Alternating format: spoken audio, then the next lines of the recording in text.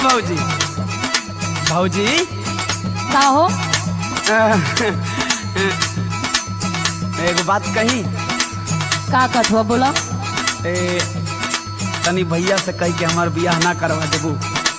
अच्छा, बड़ा बियाह करे के तोहर मन बा? अरे एमे ओमे कुल कही ले लेवनी, अब उमरिया होई न गइल बा। अच्छा, एमा उमा कर ले वो यही लिए इतना चोल्हात हुआ? हाँ हो बियाह करबा? हाँ।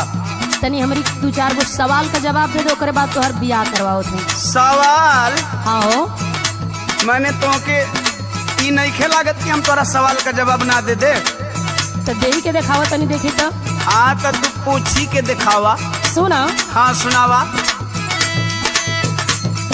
रंगाना ए देवरू रंगाना,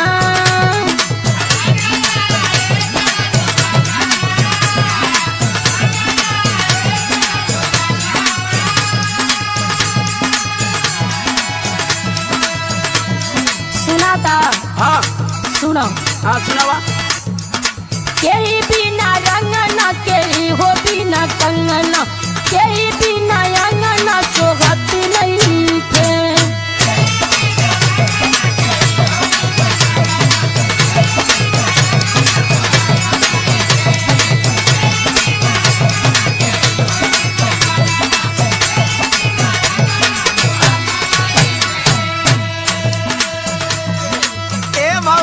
बोला। ये तू बड़हन सवाल खदेलू। तो के छोट बुझाता का?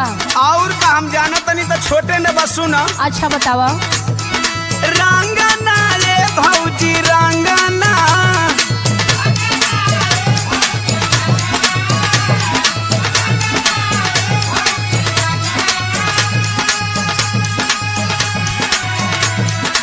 एड़ी बिना रंगना, कलाई बिना कंगना, भौजी बिना अंगना सोहत नहीं खे।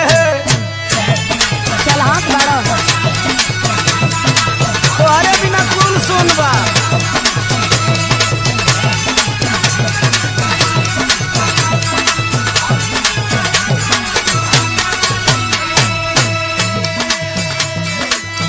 तनी और सुनो।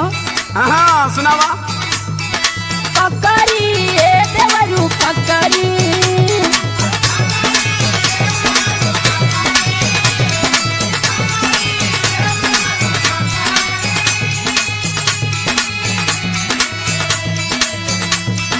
केही बिना ककड़ी, केही हो बिना बकरी, केही बिना मछली मरती नहीं थे।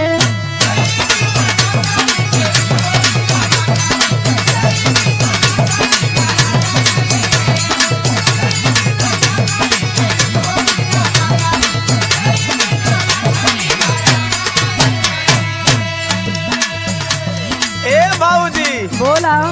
ऐसा ही हम थोड़ी एमे ओमे पास कइले बानी।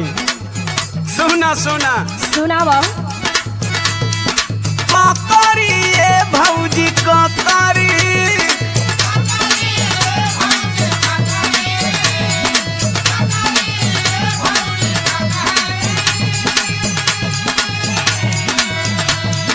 कोई बिना ककरी, गड़ेरिया बिना बकरी, माधी बिना मछरी मरत नहीं खे।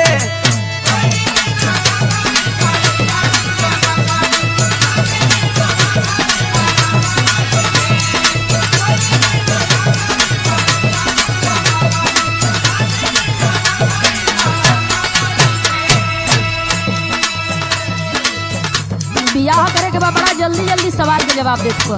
हाँ जानत है। सुना। हाँ सुनावा। हरावा ए देवरू हरावा,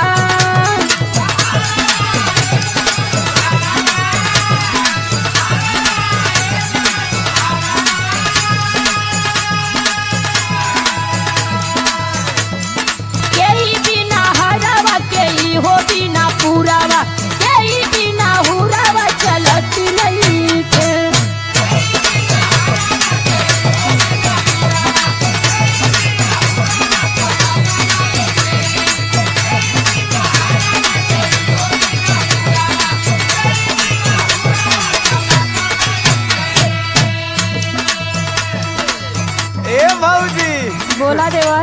हम PhD कैले हैं ये कुल विषय में। अच्छा हाँ सुना। सुनावा। हारावा ये भौजी हारावा।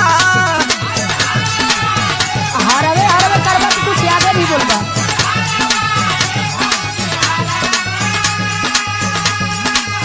सुना। बोला।